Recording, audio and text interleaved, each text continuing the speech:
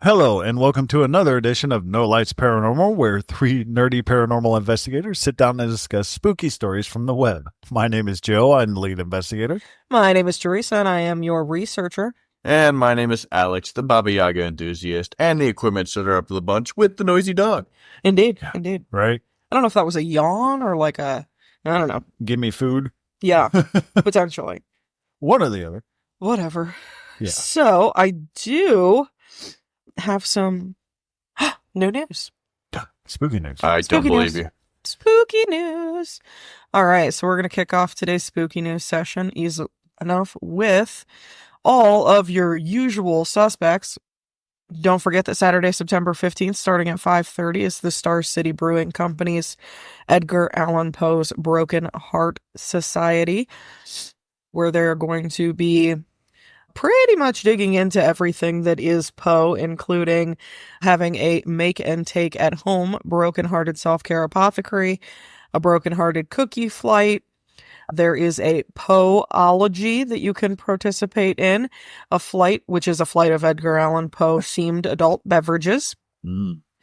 All kinds of great stuff going on. Then, of course, they're going to be reading all sorts of things, and Star City booksellers will be attendants with a pop-up Poetique of Edgar Allan books and other merchandise that you can pick up for yourself to take home. 21 and older, please. 5:30 to 7:30 at 319 South 2nd Street in Miamisburg, Ohio, on Saturday, February 15th. There is an overnight ghost hunt getting ready to happen also. Several of them, as a matter of fact. And Me these... this time. These are all over the place. So I've got one at the Thomas House Hotel in Tennessee. It is one of Tennessee's most haunted hotels. They are doing events every single month the entire year. There is a whole list of tour dates with Steve Gonsalves. You probably remember him from Ghost Hunters, called A Life with Ghosts. There's an entire itinerary. He's going to be all over the place, starting at the Carolina Theater in Greensboro, North Carolina, April 19th, and then many, many more dates coming for this summer. There's the Old Casper Jail overnight in Jasper, Georgia, Saturday, February 1st, which is a ghost hunt with Chad, Mike, and Chris from the Tennessee Wraith Chasers. Tennessee Wraith Chasers are again going to be at the Titanic Museum Saturday, February 8th. Saturday, April 26th, they will be at the Indiana State Sanatorium. They will be in Jefferson City, Missouri, at the Missouri State Penitentiary on Saturday, September 6th. Belle Grove Plantation in King George, Virginia. Steve Gonsalves will be visiting there June 7th. There's so much. There's so much. And I'm not going to go over it all because a lot of it is pretty far out. So I will, hit on it again so we don't miss it when it's time. Yeah. Then we have some really fun stuff coming up at the Franklin Lodge in Alton, Illinois.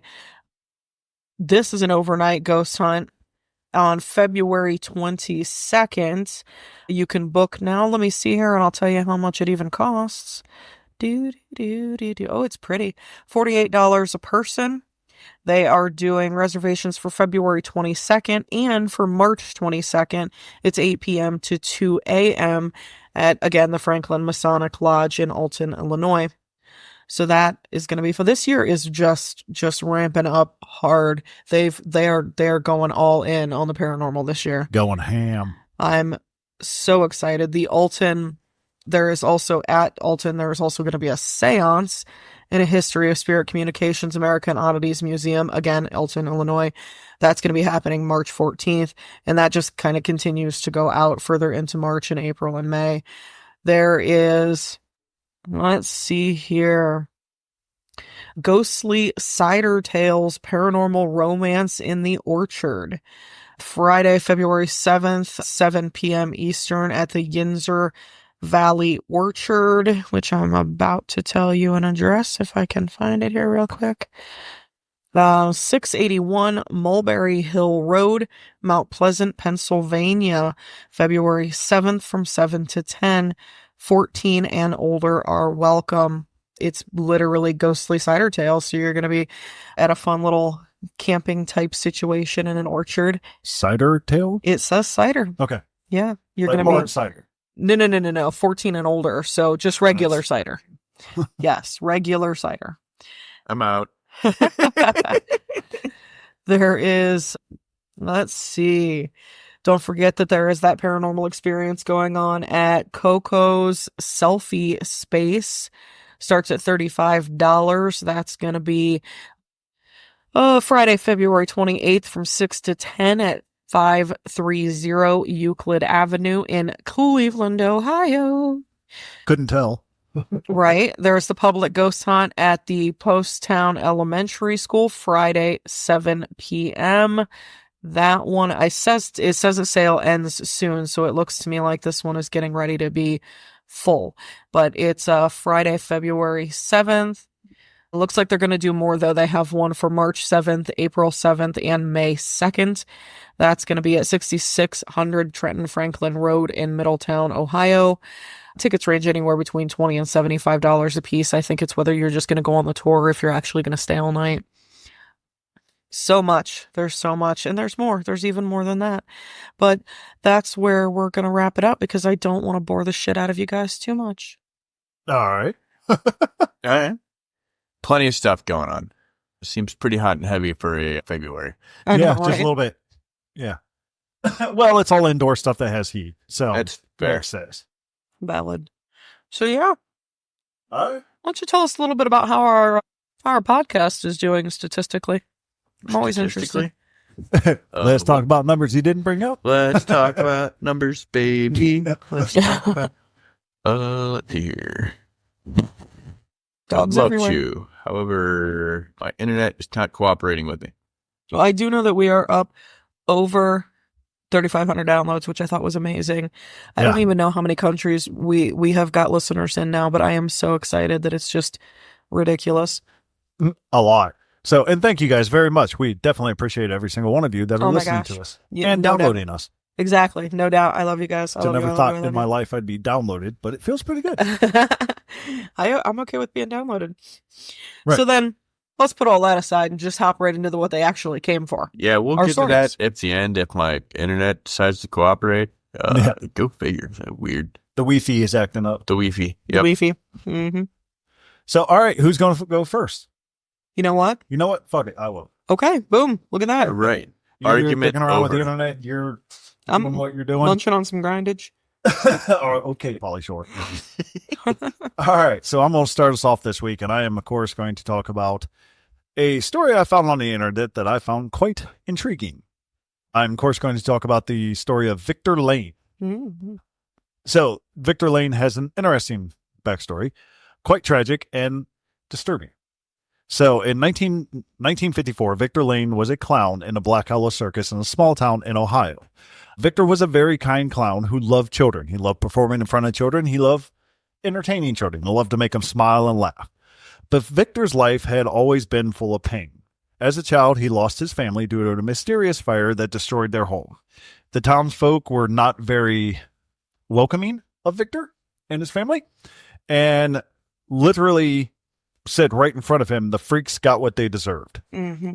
Now, as you can imagine, as a child, that would probably not sit well with you, and you would probably block that out or forget about it entirely. Victor, however, did not. He remembered it, but he decided that he didn't want his pain to inflict on others.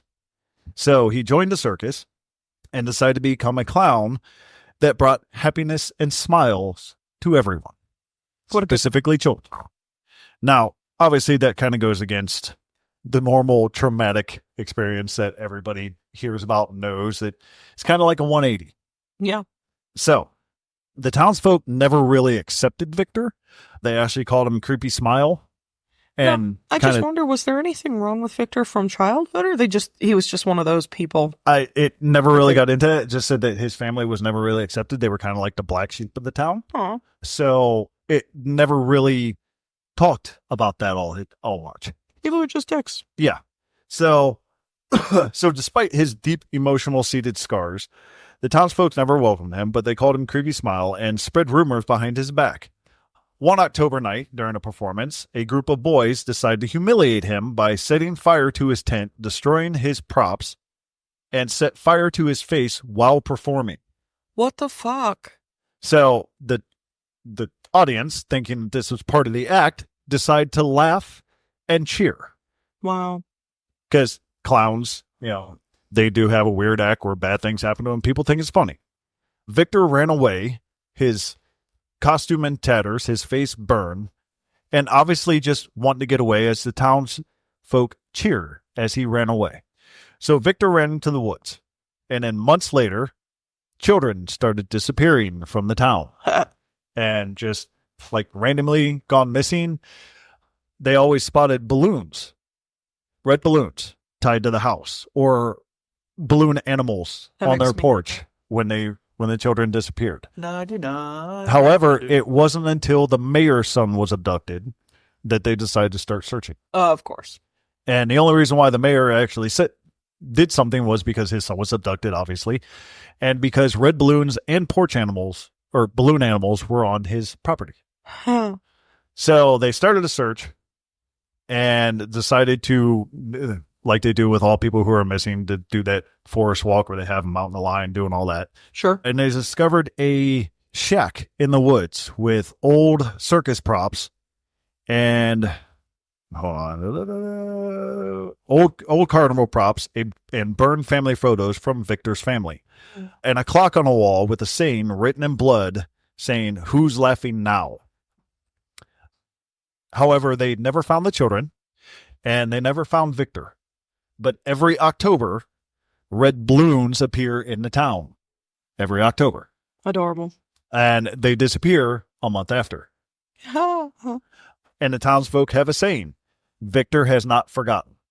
So that's the story, spooky as hell, and they call him the real life Pennywise. Because apparently that's where Stephen King got his inspiration from it. That's some interesting shit. However, upon doing research for the story, found it completely fake. Totally. And the reason why I decided to do it and brought it up anyways, because I actually told this to the group beforehand. I thought it was a really cool story, and I was like, man, that's awesome. A real life Pennywise. Granted, it's not a spider because I hate spiders. But that's an awesome story. Did the research, found nothing, only videos of the same video over and over and over again. So immediately I thought, all right, this is a fake story. Couldn't find any. I did find a Victor Lane with a court subpoena online. But however, it was in 2022. So it wasn't anywhere close. And this is my warning for people out there who are getting into the paranormal with the AI and everything that's being introduced to the world. Be careful what you look for. And this goes into a little bit of our discussion that we've been having of mind over matter. Does mind and matter create things? So there's a bunch of these AI stories on TikTok, on the internet, on Google, on Pinterest, Instagram, all social medias are all over the place. People are just pumping them out. Be careful what you look for and do some research and know what you're looking for when you get into the research. Because like I said, when I Google the names into Google, they came up with the videos of the same video. Yeah, for sure. But this kind of goes into the discussion with it. With that theory that we have of, if you think about it, it creates something. Would something like this be created with AI out there? Because AI is getting smarter. I'm not saying it's a culprit for it, but if we all start believing this stuff, would it actually make it true? Will Black Hollow Town in Ohio start having red balloons pop up all over every October? So just an interesting thought. I'm curious to know. It's an interesting thought. We don't have to discuss it now. You can get on with your stories. We can discuss it after. Well, no, it's fine. And I think, to be fair, now would be kind of I don't know. When there's little discussions like this, I like to discuss them while it's fresh in my head. Right. If I forget, I'll forget. I'll forget by the end of the podcast. You're like, what were we talking about? One thing that I think, I don't know if I've ever really touched on it before, but yes, and as you know with me, you two specifically, that my belief is that if enough people believe in something hard enough for long enough, then right.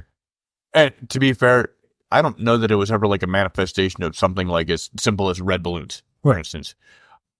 But also, I would have to say that one aspect of it that I didn't really teeter on before, I didn't bother bringing up, but just this one in particular got me thinking about now, is the parallels between something like that and something that you would consider like mass hysteria.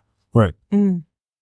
Like, and so like the red balloon thing would be, you know, if people started seeing like red balloons, that would be weird. And that would be, you know, like, It's very specific.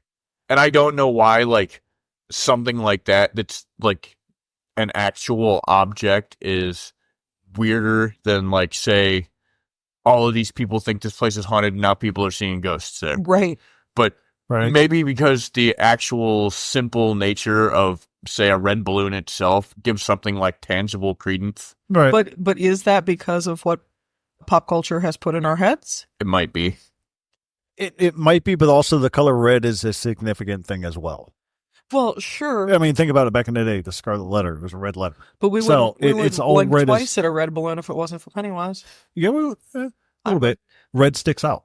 I would. Yeah, I mean, unless you're a bull. I'd just be like, great, it's a balloon. But then, what was it? Also placement. It was a few years ago here, but remember there was like that weird clown hysteria here? Yeah. Oh, yeah, but It there was were like actually, 5 years ago where like people were dressed up as clowns and going in the woods and shit. Yeah. Like, people were like doing stupid shit, like acting stupid. Yeah. Well, that was the pandemic. We were all doing stupid shit. That's true, actually. Yeah. But no, I don't doubt that society does function in a weird way to people of mental deficiencies or psychotic tendencies. It does bring something to their head to where I don't think, I don't know, maybe it might manifest in a different way. maybe. But I mean, you've had multiple serial killers with that. The Zodiac killer always went by zodiac signs. I'm trying to think of another one. I thought it here, but as soon as I said that, my brain just went. Well, blank. I mean, serial killers have their calling cards, if you will. Well, you know what I mean. They're always influenced by some form of pop culture. Right. So, yeah, it's just an interesting thing to think on. And for all those housewives that will love watching that stuff, let me know. And alternatively, pop culture is always influenced by something, right? Right. Be it good or bad. Be it good or bad. One thing that I'll say about the AI stuff in general is, look, there are things regarding paranormal stories that I will treat a lot like I treat orbs when I get orbs in my evidence, right? I'm going to throw out these paranormal stories. I may be entertained and intrigued by them, but Right. if the only reference that I can find to a story is on social media or Reddit, like, if I can't find an article anywhere to cross-reference that, like, it's just a story. Yeah. It may be a very clever, very well-designed story. And I'll even go a step further. If there's nothing but videos on it and there's one on TikTok, YouTube, and they're different videos, that's fine. But the same video over and over again. Yeah. Right. So, yeah.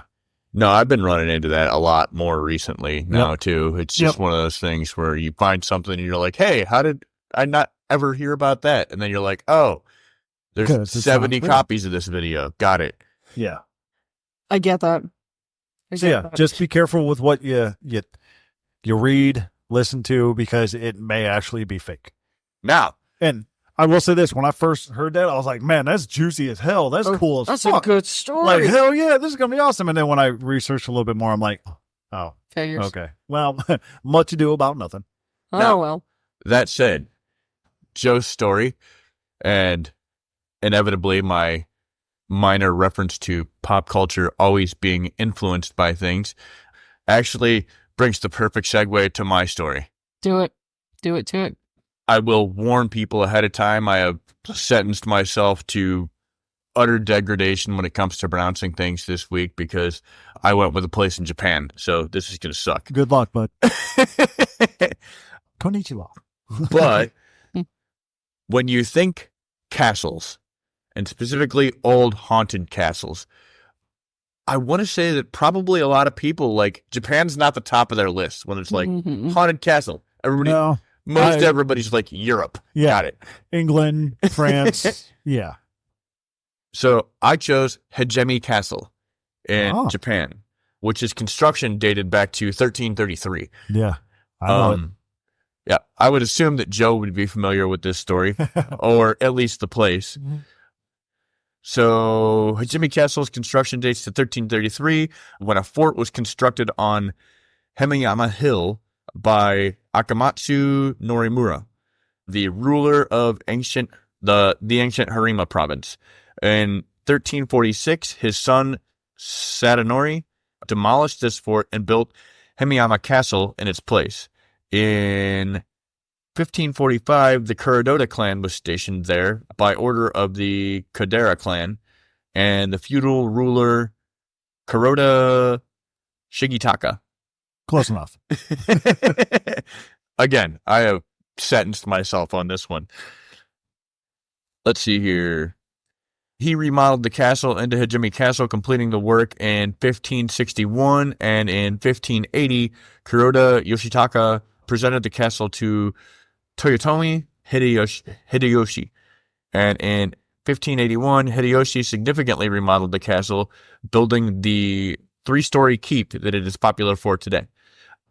Following the Battle of Sekigahara in 1600, Tokugawa Ieyasu granted Himeji Castle to his son-in-law. Ikeda Teramuso was his name, as his reward for help in battle. Ikeda demolished the 3-story keep Hideyoshi had built and completely rebuilt and expanded the castle from 1601 to 1609, adding 3 moats and transporting the castle into the complex that it is seen as today. That said, this castle is absolutely fucking huge. It is. Yeah. When you think old haunted castles, you probably would never think Japan, but as far as castles go, this is by and large, the biggest castle I've ever seen in my life. That's awesome. There are 83 buildings that stand on this castle. It takes off the whole top of a fucking mountain. It's pretty impressive that way. It's huge. It is literally huge.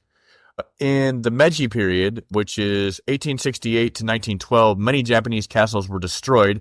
Himeji Castle was abandoned in 1871, and some of the castle corridors and gates were destroyed to make room for the Japanese army barracks.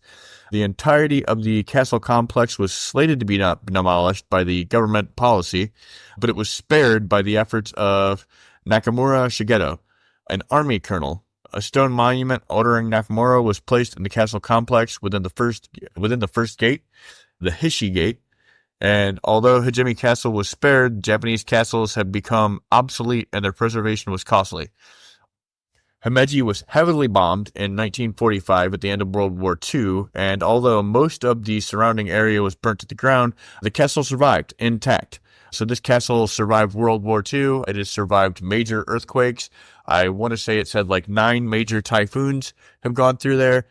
Castle still stands. That said, it didn't say when exactly it happened, but it was here recently.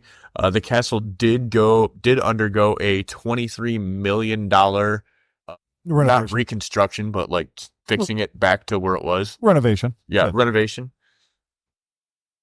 Let's see here. Now, so the interesting part of this castle, and where I'll start just getting into the hauntings, and there's plenty of a history on the castle that you can look up and feel free to. The Himeji Castle is frequently known as Hakuro-jo or Shirasagi-jo, which is the White Egret Castle or the White Heron Castle. It is huge. It is all white painted, and they say that it resembles a bird taking flight on top of this mountain. It is steeped in legends and lore. One of those legends, pretty much everybody that was born after 1990 is familiar with. The biggest legend of the castle and most well-known is it's the story behind the movie The Ring. Yeah. So, Ringu. Yeah, Ringu, to be more specific. So, let me see here. Where did it go?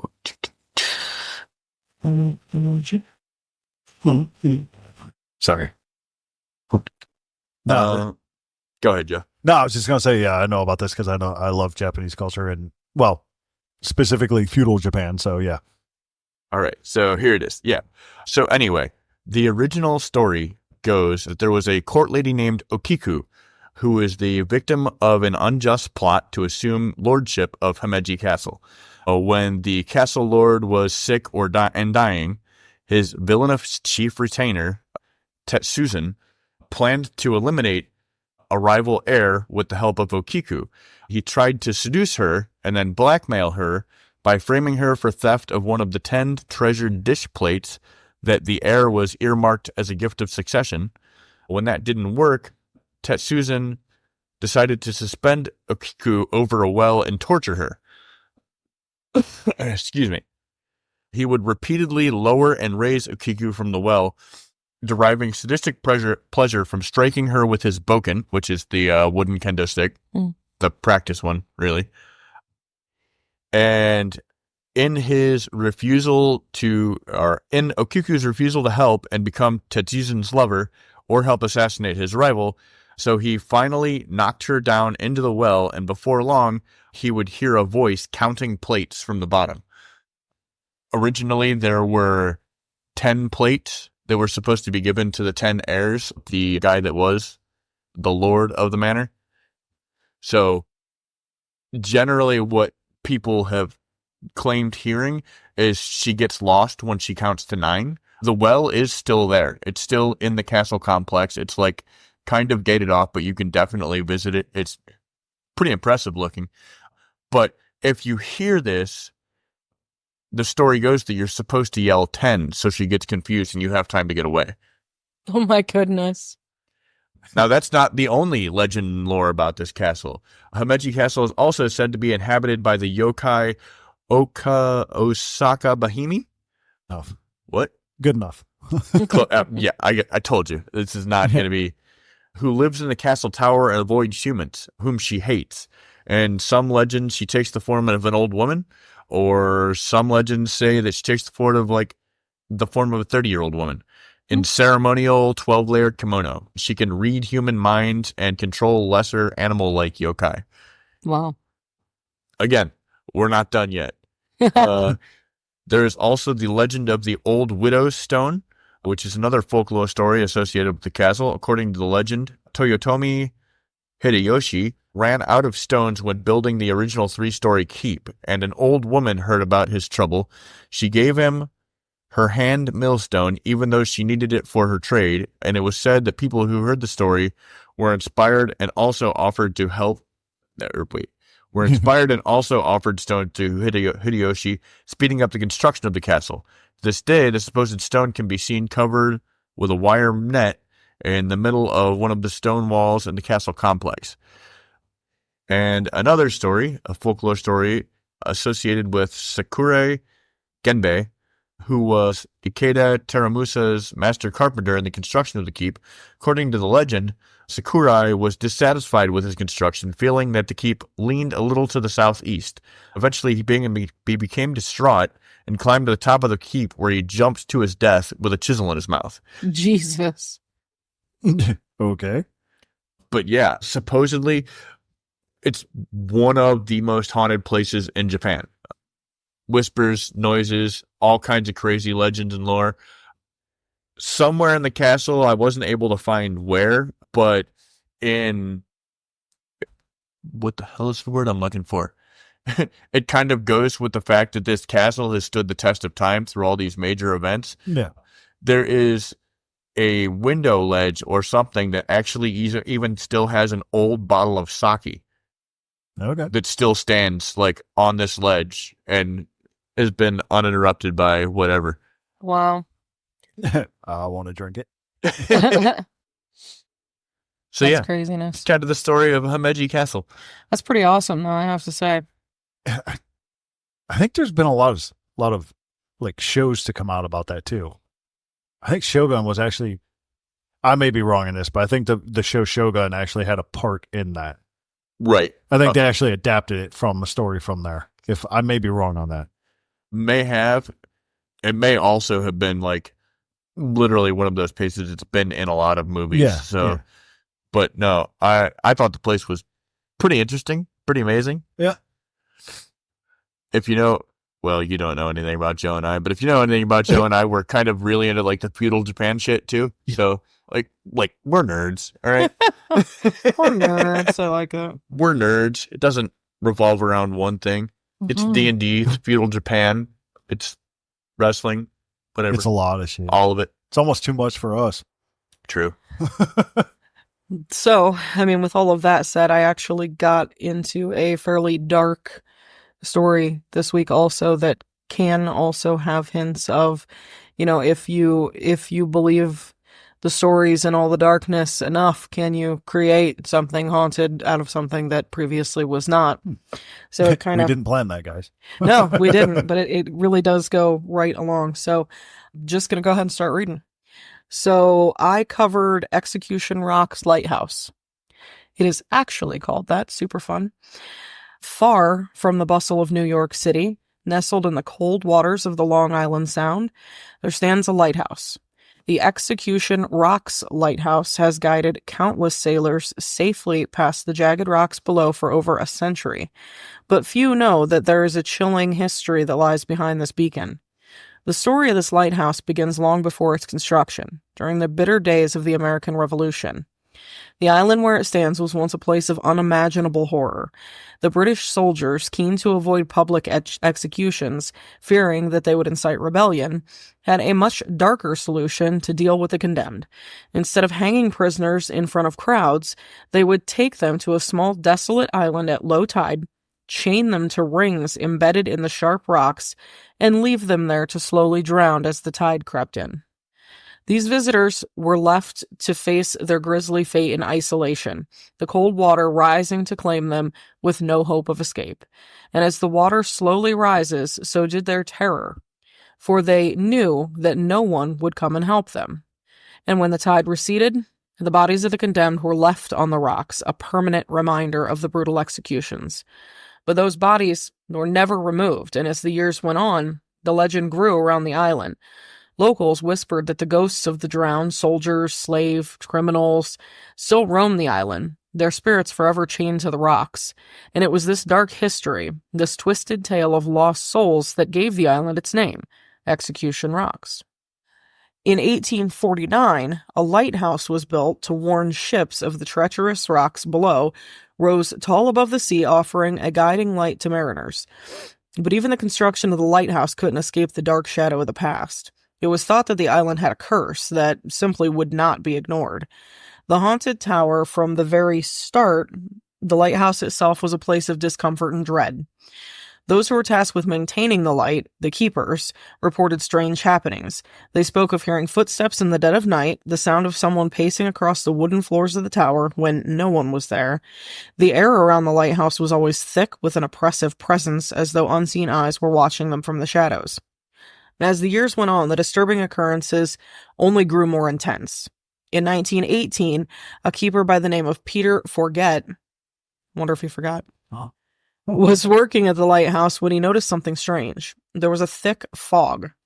As he stepped into the engine room to check on the foghorn, he was met with a terrifying sight. The wall was all in flames. The fire spread quickly, engulfing the entire engine room. Forget desperately scrambled to put out the flames, but the blaze was unlike any that he had ever seen before. Somehow, with the help of soldiers from a nearby fort, they managed to stop the fire before it reached the barrels of kerosene. But the cause of the fire was never discovered, and some whispered that it was not just an accident, but the restless spirits of the condemned seeking revenge on the living. A few years later, in 1920, the island's dark history took on an even more sinister turn. A man by the name of Karl Pazram, a notorious criminal, would come to forever tie his name to the island's legacy of death. Pazram was a man whose very soul seemed drenched in darkness. A thief, a rapist, a murderer. He terrorized the country in the early 20th century, leaving a trail of blood and destruction in his wake. But it was his confession in his autobiography called Killer, a Journal of Murder, that would forever link him to Execution Rocks. Pazram claimed that after committing his murders, he would take the bodies of his victims, 10 in total, and tie rocks to them before dumping them in the waters just a couple hundred yards away from the lighthouse. With cold, chilling detail, he described how he rowed his boat out into the dark waters of the Long Island Sound, the bodies of his victims weighing down the boat, and tossed them into the depths near the lighthouse. The thought of these poor souls left to rot in the very waters that lapped at the lighthouse base added another layer to the island's reputation. Pazram's own admission turned Execution Rock into a serial killer's graveyard. further cementing its place as one of the most haunted locations on the eastern seaboard. Today, the lighthouse may stand as a historical landmark. Its construction completed in 1849, and it was fully automated in 1979, but the dark history that surrounds it has never faded. The lighthouse was abandoned after automation, leaving it desolate and forgotten by the human world. Yet, still, it remains a place where the restless dead seem to gather. In recent years, visitors to the lighthouse, both brave souls on tours and curious ghost hunters, have reported strange occurrences. Whispers on the wind, footsteps echoing in the wind-swept rocks, and sightings of apparitions standing at the water's edge staring out into the dark abyss. Some claim to have seen figures in the windows of the lighthouse tower, their faces twisted in agony, while others hear faint cries or sounds of chains dragging across the rocks. Those who visit the island late at night often feel an overwhelming presence, as if they're being watched by eyes that have seen too much, eyes that never blink, and eyes that are forever chained to the cruel fate that awaits anyone unlucky enough to be drawn to this cursed place. Today, Execution Rock Lighthouse still watches over the waters of Long Island Sound, its beacon flashing across the waves, guiding ships and boats safely past the treacherous rocks below. But even as the lighthouse continues its mission, the souls of the lost remain tethered to the island, chained by the horror of their past. The lighthouse is no longer manned, but the spirits still linger. And the dark history of Execution Rocks, the executions, the murders, the countless tragedies, will forever mark this place as one of the most haunted places in America.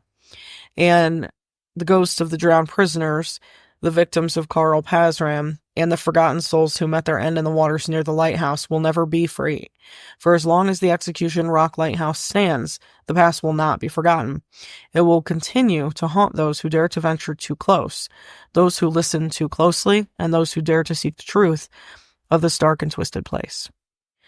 So this is an interesting place where history and haunting sort of collides, where the past is never truly gone, where you hear, waves hitting against the rocks and the shore, but yet you can also hear, chains that seem to be dragging against rocks, and voices of people who supposedly, are still potentially lingering there, drowned souls, murder victims that were dumped into the waters. So is this place haunted? What kind of stone is it built on? It's I believe it said limestone. Probably a lot, knowing how close to the ocean it was. Yeah. But, well, go ahead. No, I was going to say, I do believe, and I don't have any research with this, just something I believe, that stones in the earth holds memories. Oh, apparently it is a man-made island using masonry. So it's mostly brick and concrete. And just rock that they've just chucked in there to create a bit of an island. Oh, all right. Well, that takes that out. It's a sunken shoal, like on purpose. Okay. And no, I do believe that the earth and the stones and everything and things that come from the earth hold memories. Mm-hmm, mm-hmm. Agreed. And I when you said like the crashing of the waves and stuff like that, it tends to bring stuff out. I believe that those memories are triggered by the things that happened at that time. Agreed. Because obviously waves are going to crash against the shore all the time. So then are these energies that are somehow embedded in these natural elements that surround this island? Well, also think water creates energy. Well, sure does. Or at least moves it. Mm-hmm. So ghosts operate off energy. Mm-hmm. So is it actually a conductor for that? Well, water is a phenomenal conductor of electricity. And as we know it, at this current time anyway, all we are when we are ghosts is electromagnetic energy, which is just electric. So is it actually creating forget the word, vibe of... Maybe it's just a full-on battery. Maybe. Well... So don't die around the ocean. Yeah. I'm going to get super weirdly technical here for a minute. No. And it doesn't really mean a whole lot, but let's take a blood stain on a rock, for instance. These people were chained there eventually, whatever. It has been scientifically measured that 1 gram of dried DNA can hold up to 215 petabytes, which is the equivalent of 215 million gigabytes of data. That's amazing. And that makes sense to me because there is so many different natural metals that are in our blood, like iron, for example, which are holders and conductors of energy. Yeah. But It's almost like it's a design. Interesting. it's really kind of one of those things where when you talk about a place like that, it kind of does go back to, is a place really haunted, or is this people manifesting a haunting, right? Because you start telling me about this place where people were chained up and literally drowned to death. And that is actually a real story that happened. The British took prisoners out there during the American Revolutionary War. It's totally real. Well, so the point being, where my brain goes is, well, if that place is not haunted, it should be. Like, you know, lots of people made very, very unfortunate endings in that place. So yeah, it's just one of those things for me where like, how many times have we said that? Like driving by a building or knowing a story behind something. We're like, you mean that's not haunted? That's a little creepy. It should be haunted. You know, we make the jokes about the little pods, right? That you can buy now, and you turn yourself into a tree when you die. Right. Oh yeah, and you're like, that's how you make a fucking haunted forest, right? There. Yep. No, I mean, you're not wrong, right? I just saw something click over there. No. It has no bearing whatsoever. It was just a quick thought and then left. I was just when we buy our land and build our tavern, we should just like segregate off a piece of land that just is our haunted trees when we die. It'll be our cemetery, only it's just trees. I really am not certain that I'd like to have a haunted forest at my house. Look, I think that's a phenomenal idea. I mean, aside from yours, but also just like the ashes in the trees anyways. I mean, what better way to recycle back? I mean, that's so true. I mean, we take the action. What a better way to give back to the earth. I'm not trying to get, feed the trees that breathe the oxygen. Well, in my culture, that's technically how it's supposed to happen. So. Well, yeah. I mean, in kind of every culture, because I would say kind of why we bury the dead. But yeah, exactly. We just do it inside of coffins and wood. But we're sophisticated. Mm-hmm. Yeah, something like that. Yeah, sophisticated is not what I would call us. But yeah, no, I dig it. Were you able to get those stats up? Yes. That's Teresa's way of saying we're done talking. Temporarily, yes, I was. We are looking at a total of over 3,500 downloads in over 27 countries. That's amazing. And that's multiple downloads. Say that one more time? Over 3,500 downloads in 27 countries. 27, okay. And all of those countries have multiple downloads. So yeah, I love it. I don't know where y'all hail from, but wherever, hello. I hope you're having a phenomenal day. I hope you enjoy listening to the show, and we are incredibly grateful for you. I mean, we had a lot pop up like this week that were new ones. Like we've had them in like China and like Southeast Asia and whatnot before, but so like this week was the first one we actually had some from Japan. Nice. Hence my Japan story. You're welcome. Or I apologize. You're welcome, and I apologize for butchering names. All right.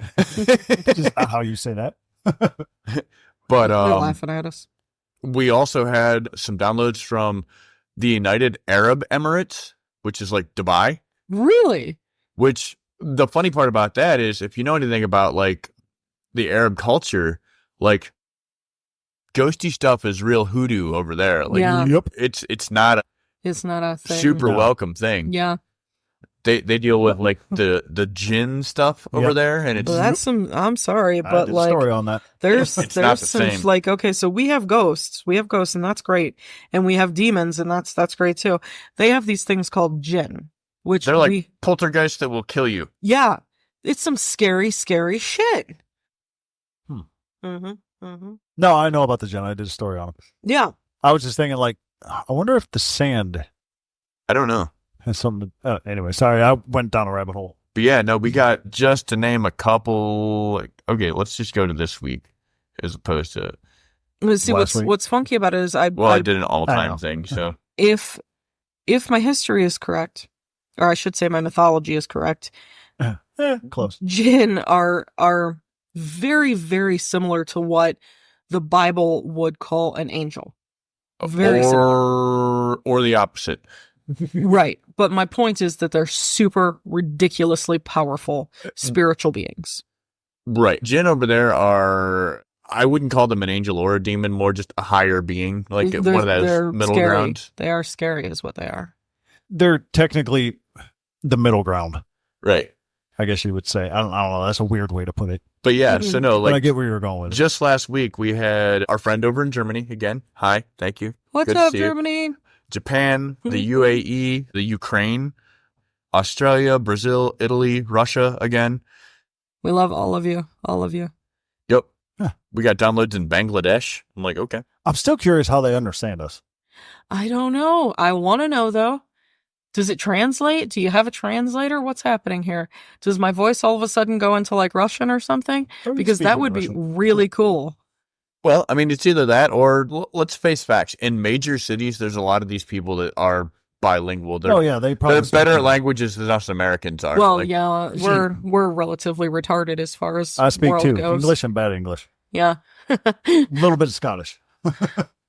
right. But I love yeah, it. so no, yeah, we're doing it slowly but surely. And we will keep doing it because we appreciate you guys. I that love you guys. just like to listen. Obviously, I'm having mean, a blast Let's be honest. with this. We never thought we'd get here because we're not that bright. We're just a bunch of geeks with some microphones, you know. We just talk and you guys listen, and I appreciate that. We're just nerds talking about ghosty stuff. But I'm so happy that we have like a whole audience of other nerds who want to hear about ghosts. So Yeah. that's kind of awesome. Actually, it's odd for someone of my age. Because I mentioned this last night when I was watching the Royal Rumble. Mhm. Wrestling back in the day was like D&D. You didn't really talk about it to other people because you Right. didn't want people to get that stigma towards you. Like, oh, Mhm. you're that kind of person. Same with ghost hunting. I'd say So that it's that really rolls up all of my hobbies. I don't really want to talk about it back in the 80s. yeah. But seeing how many people are interested in it and wanting to get into it, and not just for that, this seems like the cool thing to do this week, because they're actually interested in it. It's welcoming. It brings a smile to my face Oh, agreed. and makes my heart flutter. Well, and one thing that I will say that the paranormal has on even the other hobbies, even though it's the same, is there will always be those people that have those weird paranormal experiences at any given age that will then be curious about that. Yeah. Yeah. Yeah. So as to where certain things, you can say wrestling to D&D to this and that will be like generational, or it'll go about its cycle and be the in thing for a while and the out Right. thing for a while. Like, I feel like the paranormal field always will have that weird influx that just Yeah. people are curious. Yeah. And So- with the stuff that's happening, get curious. Exactly. One thing that I wanted to do too is we got a message on our LinkedIn account, and I know I told everybody message me because I'll shout you out. Well, here we go. I got a message, so I'm going to shout you out. I'm listening. So we get a message. It's from a gentleman by the name of John Frazier. He says, "Hi, No Lights.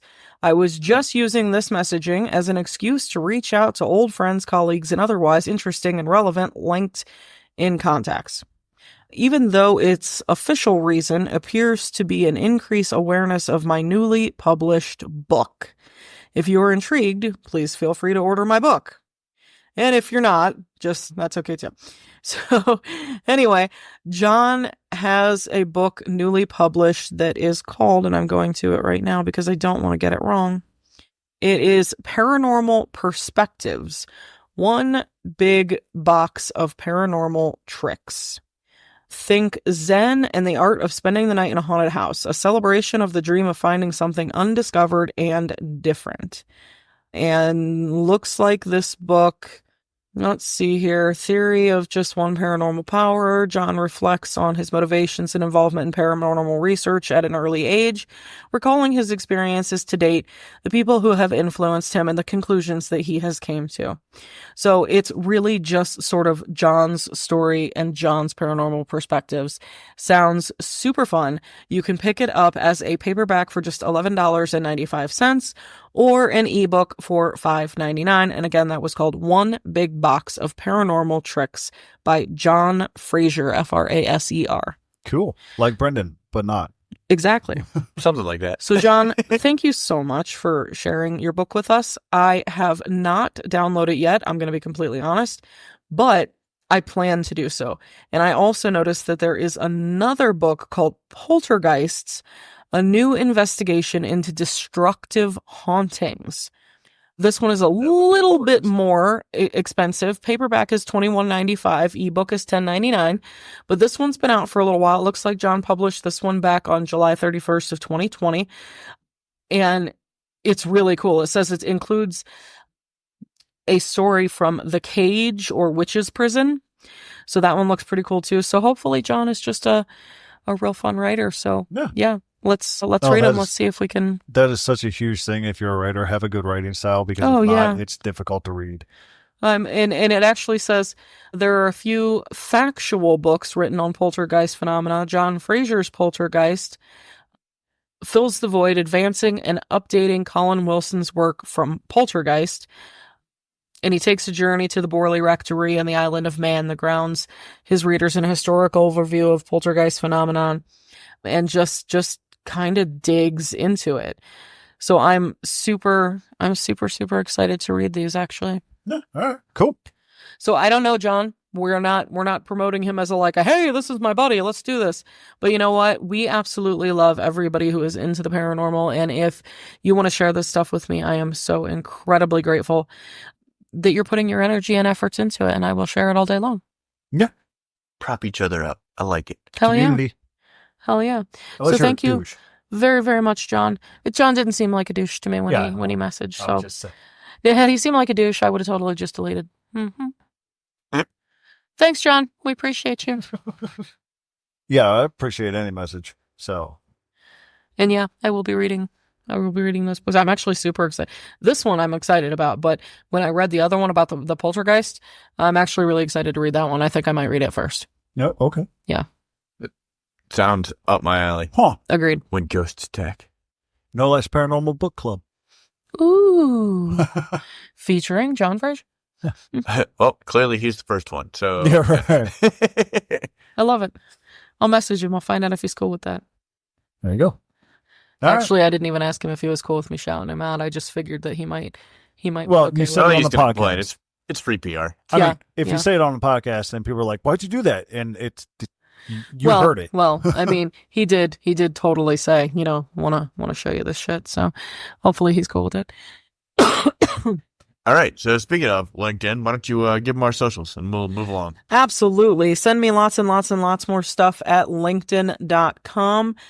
We are No Lights Paranormal. You can visit us also at No Lights Paranormal on Facebook, No Lights Para, P-A-R-A, on X.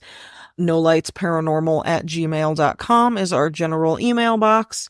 We want to say hi. We want to hear from you. Post your pictures, post your stories, post literally everything. I want your videos. I want your EVPs. I want your conversation. Let's do this. Everything. Mm-hmm. Say hi. Interact. I'm bored.